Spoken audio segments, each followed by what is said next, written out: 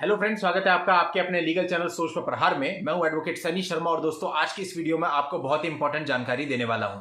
दोस्तों आज की इस वीडियो में हम बात करने वाले हैं सेक्शन 498A पर, जिसके संबंध में ये कहा जाता है कि इसका सबसे ज्यादा मिसयूज होता है। और दोस्तों कुछ हद तक ये सही भी है, क्योंकि अगर आप रिपोर्ट्स या डेटा उठाए तो आपको पता चलता है कि बहुत सारे सेक्शन 498A के केस फॉल्स एलिगेशन के बेस पर दर्ज होते हैं और जो सत्य केस होते हैं उनकी संख्या बहुत ही कम होती है। तो दोस्तों ऐसे में 498A के मामले को दर्ज करने से लेकर के उसके जजमेंट तक बहुत सारी खामियां हमारे सामने आती हैं, जो हम सबको पता है कि गलत है। कहीं ना कहीं कानून को भी पता है कि ये चीजें ठीक नहीं है, लेकिन फिर भी वो चीजें हो रही हैं और हम सब उसका आंसर ये कह देते हैं कि प्रैक्टिकली ऐसा ही होता है। लेकिन दोस्तों अगर इनमें बदलाव हो तो चीजें सही हो सकती हैं। जो झूठे मामले दर्ज हो रहे हैं इनकी संख्याएं कम हो सकती हैं। फिर केवल वही मामले दर्ज होंगे जब वास्तव में महिला के साथ क्रूरता हुई है, वही महिलाएं 498A में आएंगी। लेकिन जो महिलाएं गलत तरीके से 498A दर्ज कराती हैं वो ऐसा नहीं करेंगी, यदि हम कुछ चीजों को समझ लें और उन चीजों का इंप्लीमेंट इसमें हो जाए। तो दोस्तों आज मैं आपको 498A के संबंध में कुछ सुझाव देने वाला हूं, अपने व्यू आपके सामने रखने वाला हूं। यदि आपके भी कोई व्यू हो तो आप भी मुझे कमेंट सेक्शन में बता सकते हैं कि सर इसमें यह चीज भी ऐड होनी चाहिए। और इसके साथ साथ अपने उन भाइयों से भी कहना चाहूंगा जो कि कई प्रकार के आंदोलन चला रहे हैं पुरुष आयोग के लिए या किसी अन्य प्रकार का लॉ बनने के लिए, जिससे कि पुरुषों को राहत मिले। मेरे इस वीडियो को यदि वो लोग भी देख रहे हो और इसमें से उनको कोई भी सुझाव पसंद आता है तो वो अपने प्रस्ताव में उसको ऐड कर सकते हैं। अब दोस्तों शुरुआत से हम बात करते हैं। पहले मीडिएशन होता है, मीडिएशन की रिपोर्ट चली जाती है और उसके बाद 498A की जब FIR दर्ज होती है। दोस्तों यहां पर थोड़ा सा बदलाव होना चाहिए। इनिशियली FIR दर्ज नहीं होनी चाहिए। इनिशियली पहले जांच होनी चाहिए। जो रिपोर्ट आती है वुमेन सेल से, महिला सेल से, उसके बेस पर डायरेक्ट FIR दर्ज ना होकर के पहले जांच हो कि जो भी चीजें बताई गई हैं पुलिस अपने लेवल पे जांच करे कि एक्चुअल में वो चीजें हुई या नहीं हुई। अगर पुलिस को लगता है कि 377 बोला गया है लेकिन 377 नहीं हुआ, तो जब FIR दर्ज हो तो उस वक्त उसमें 377 लिखा ही ना जाए। केवल पुलिस को जिस चीज के साक्ष्य मिलते हैं केवल वही धाराएं उसमें लगे। अब हो रहा क्या है, बिल्कुल उल्टा। पहले FIR दर्ज हो जाती है, उसमें मैक्सिमम धाराएं लग जाती हैं, फिर एक एक धारा को किस प्रकार से हटाया जाता है वो आप सब लोग जानते हैं। तो इस वजह से दोस्तों दोनों नुकसान है। एक तो आदमी का हेरेसमेंट भी हो रहा है और दूसरा फाइनेंशियली भी उसको बहुत दिक्कत हो रही है। और यदि कोई गरीब आदमी है जो कि मैनेज नहीं कर सकता चीजों को, तो उस बेचारे पर तो सारी की सारी लिस्ट लग जाती है धाराओं की। तो यदि इस प्रावधान में चेंज हो जाए कि एकदम से FIR दर्ज ना हो, पहले जांच हो, जांच के बाद जो जो अपराध पाया जाता है केवल वही धाराएं FIR में आए, ताकि FIR में धाराएं घटाने बढ़ाने का जो खेल चल रहा है ये सारा खेल बंद हो सके। अगली खामी दोस्तों जो नजर आती है वो ये है कि जहां का घटनाक्रम हो वहीं पर FIR दर्ज होनी चाहिए। देखिए क्रिमिनल मामलों में जनरली यही होता है कि जो भी आपका थाना पड़ता है, जहां पे घटना हुई है उसका जो थाना होगा वहीं पर आपकी कंप्लेंट ली जाती है। बल्कि आप अगर 200 मीटर भी दूसरे दायरे में खड़े हैं और आप उस थाने में जाते हैं तो कहते हैं हमारे थाने का मामला नहीं है। लेकिन दोस्तों 498A में ऐसा नहीं होता है।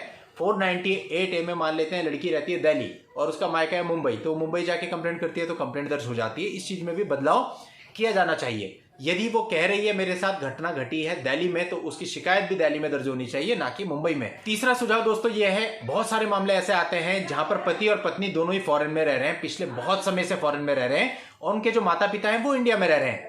लेकिन जब उन दोनों के बीच में विवाद होता है तो जो लड़की होती है वो इंडिया आती है और इंडिया आकर के FIR दर्ज करा देती है और यहां पर FIR भी दर्ज हो जाती है, जबकि पूरा का पूरा घटनाक्रम फॉरेन का होता है। और उसमें वो माता पिता को भी इन्वॉल्व कर लेती है, जबकि माता पिता इंडिया में रह रहे होते हैं, वो फॉरेन में रह रहे होते हैं। तो ऐसा भी प्रावधान होना चाहिए कि यदि इस तरह का मामला है जहां पति और पत्नी ने साथ में फॉरेन में निवास किया है तो जुरिस्डिक्शन फॉरेन ही बनना चाहिए। यदि वो लोग US में रह रहे हैं तो उसकी जो कंप्लेंट है वो पत्नी को US में ही दर्ज करानी चाहिए। लेकिन प्रॉब्लम क्या है, उनको पता है कि वहां पर तो बहुत स्ट्रिक्ट लॉ है और इंडिया में तो सब कुछ चलता है, तो वो लोग पहले इंडिया आ जाते हैं और उसके बाद इंडिया में आकर के फिर FIR दर्ज कराते हैं और उसमें माता पिता को भी इन्वॉल्व कर लेते हैं, जिनका कोई लेना देना उस केस से नहीं होता है। तो ये भी बहुत बड़ा फॉल्ट है। जो लोग NRI हैं, बाहर रह रहे हैं, उन लोगों के लिए बहुत इंपॉर्टेंट हो सकता है यदि ये बदलाव इसमें हो जाता है। अगला दोस्तों मेरा सुझाव यह है कि जो लोग बाहर रह रहे हैं उनके खिलाफ जब 498A की FIR इंडिया में दर्ज होती है तो उनको बाहर से इंडिया बुलाया जाता है। अब सोचिए आपको US में सेटल है, वहां पर उसका करियर है, सब कुछ है, तो वो जस्ट आता है इंडिया में 498A की तारीखों पर पेश होने के लिए।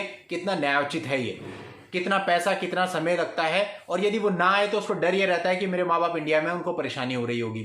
अब वो इस वजह से आता है वहां पर अपीयर होने के लिए, लेकिन उसका पासपोर्ट बहुत से मामलों में इंपाउंड कर लिया जाता है कि इस पर तो एक क्रिमिनल केस चल रहा है। और वो बेचारा जिसने पूरी मेहनत करके अपना करियर वहां पे सेटल किया है वो सब 2 मिनट में तबाह हो जाता है, क्योंकि वो वहां जा नहीं सकता जब तक मामला खत्म नहीं हो जाता, और मामला खत्म होने में कितने साल लगते हैं वो आप सब लोग जानते हैं। तो ऐसे में लड़के का सब कुछ बर्बाद हो जाता है। ऐसे पता नहीं कितने ही सारे लोग हमारे संपर्क में हैं जिनके साथ ऐसी घटनाएं घट चुकी हैं। तो यदि इस चीज को इंप्लीमेंट किया जाए तो भी बहुत फायदा मिलेगा उन लोगों को जो कि बाहर रह रहे हैं और उनके साथ गलत हो रहा है। अगला सुझाव दोस्तों यह है कि फैमिली मैटर में गिरफ्तारी का प्रावधान बिल्कुल भी ना हो। 498A के अंतर्गत पति पत्नी का विवाद होता है, जिसमें पत्नी पति और उसके घर वालों पर एलिगेशन लगाती है। बिल्कुल क्लियर है कि फैमिली विवाद है, तो फैमिली विवाद में से गिरफ्तारी का, अरेस्टिंग का प्रावधान बिल्कुल हट जाना चाहिए। अब मान लेते हैं कि पत्नी ने शिकायत दी और उसकी शिकायत पुलिस में आई, पुलिस ने जांच करी और वो शिकायत झूठी पाई गई। तो ऐसा नहीं है कि वह झूठी पाई गई तो शिकायत रद्द हो गई।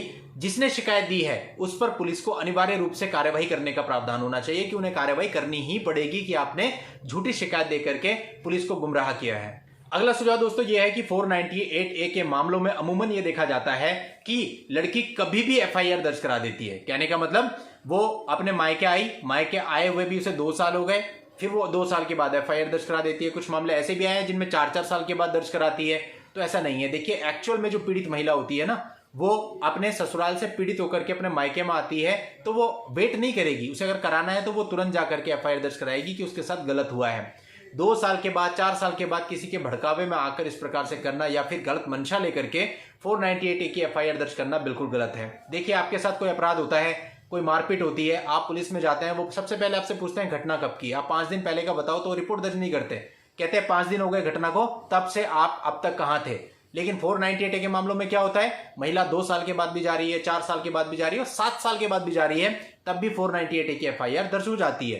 तो यहां पर थोड़ा सा कानूनों में बदलाव होना चाहिए था। एक इक्वलिटी का कानून लाना चाहिए कि भाई एक समय सीमा तय हो। 6 महीने कर दी चलिए, हो सकता है कि महिला आई, उसके साथ कोई समस्या हो, वो मेंटल प्रेशर में हो या उसका इलाज चल रहा हो, मानते हैं कुछ समय निकल जाता है, या फिर महिला को नॉलेज नहीं होती है तब भी निकल जाता है। कुछ समय दिया जाना चाहिए, 6 महीने से साल भर का समय ग्रांट कर दिया जाए कि वो मायके में आने के इतने समय के बाद तक, यानी कि 6 महीने या 1 साल तक FIR दर्ज करा सकती है। लेकिन 1 साल के बाद जो FIR दी जाएंगी वो एक्सेप्टेबल नहीं होंगी। तब भी दोस्तों बहुत सारी चीजें रुकेंगी, बहुत सारे मामले जो कि गलत दर्ज हो रहे हैं उन पर लगाम लगेगी। अगला सुझाव दोस्तों मेरा यह है कि जहां पर पति और पत्नी दोनों ही समझौता करने के लिए तैयार हों। ऐसे बहुत सारे मामले आते हैं जहां पर पत्नी ने 498A की FIR दर्ज कर दी, लेकिन उसके बाद उन दोनों के बीच में कॉम्प्रोमाइज हो जाता है, या तो साथ में रहने के लिए और या फिर मामले को खत्म करने के लिए कि हम म्यूचुअल डाइवोर्स ले लेंगे, लेकिन जितने भी मामले पहले से चल रहे हैं इनको निपटा लेते हैं। तो ऐसे में प्रावधान होना चाहिए कि समझौता देकर 498A का जो केस हो वो लोअर कोर्ट में ही खत्म हो सके। ऐसा ना हो कि आपको हाई कोर्ट जाना अनिवार्य हो, 482 CRPC में जाओ, फिर वहां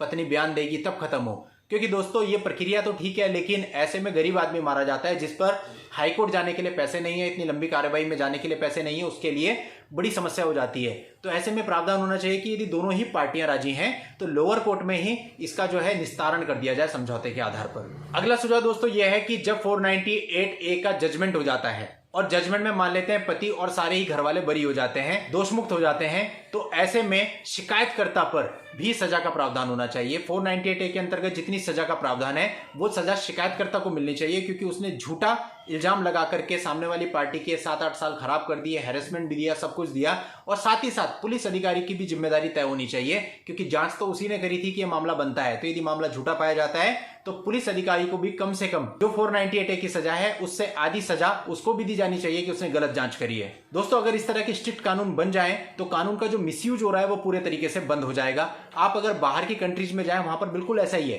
वहां पर कोई भी कानून का मिसयूज करने से बहुत ज्यादा डरता है, क्योंकि कानून ही इतने स्ट्रिक्ट हैं कि यदि पाया जाता है कि आपने गलत कंप्लेंट किसी की दर्ज कराई है तो उस अपराध से ज्यादा सजा आपको मिलती है। दोस्तों इसके बाद एक सुझाव यह भी है कि यदि मामला झूठा पाया जाता है, यानी कि जितना भी ट्रायल चलना था चला और चलने के बाद सब लोग दोषमुक्त हो गए, बरी हो गए, मामला झूठा साबित हो गया, तो ऐसे में हस्बैंड का, उसके घर वालों के जो इतना लंबा समय 7-8 साल गुजर चुके हैं, और यदि दिक्कत तब हो जाती है जब उसकी आर्थिक स्थिति कमजोर हो, तो इतने साल तक उसने ट्रायल कैसे झेला होगा। उसमें एडवोकेट की फीस भी है, कोर्ट के खर्चे भी है और तमाम प्रकार के खर्चे होते हैं। बीच में कई बार हाई कोर्ट भी जाना पड़ जाता है और कई बार तो सुप्रीम कोर्ट तक जाना पड़ जाता है। तो उसने कैसे मैनेज किया होगा सारी चीजें।